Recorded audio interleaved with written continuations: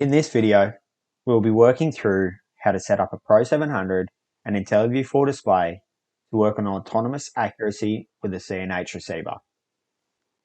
To start, we must confirm that the precision farming application is loaded onto the display.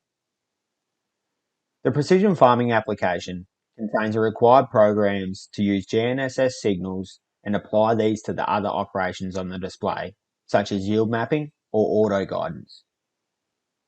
To confirm that the precision farming application is loaded onto the display, go back to the main menu, then into diagnostics, and then into version. Once you have confirmed that the precision farming application is loaded onto the display, go back to the main menu, then into Toolbox. Once in Toolbox, press on GPS.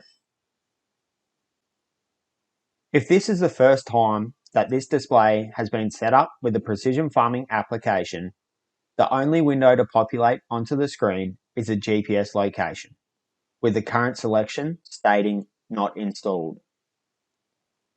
Once you press on the GPS location window, a list of predefined vehicles will appear.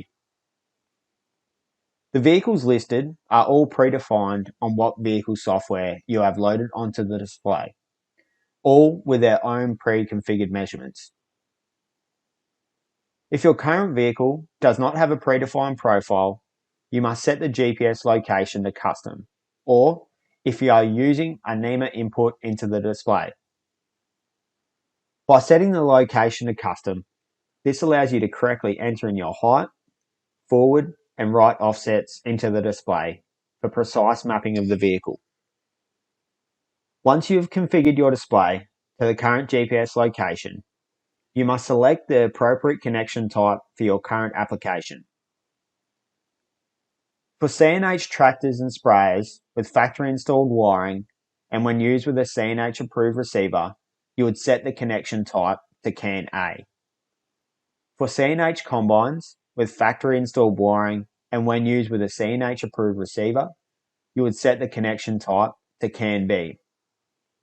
For combines with a serial harness feeding NEMA into the display's 26-pin AMP connector, which are generally used with the 2012 to 2016 CR combines and the Case IH 2300 series combines prior to 2007, you would select the connection type as RS232A.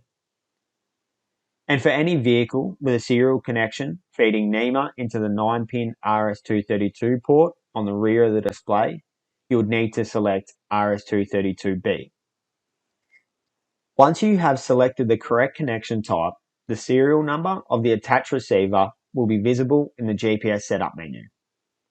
You will now have the option of entering a valid activation code to enter in either an RTX subscription or a higher accuracy license in the activation code window.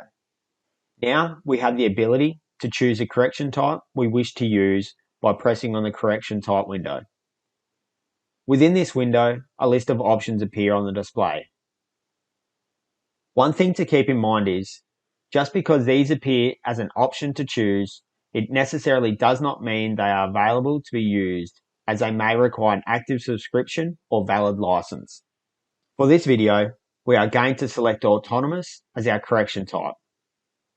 We then need to confirm that the receiver is picking up satellites and is working as it should. To check that the receiver is working correctly, we need to go back to the main menu, then into diagnostics, and then into GPS.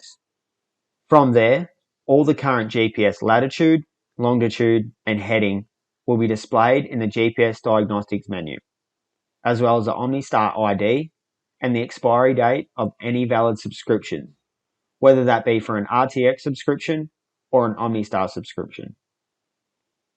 If you were to press on the GPS 2 in the diagnostics menu, this will show you all the visible satellites as well as a skyplot of satellites surrounding your receiver. GPS 2 is useful for diagnosing potentially poor satellite coverage.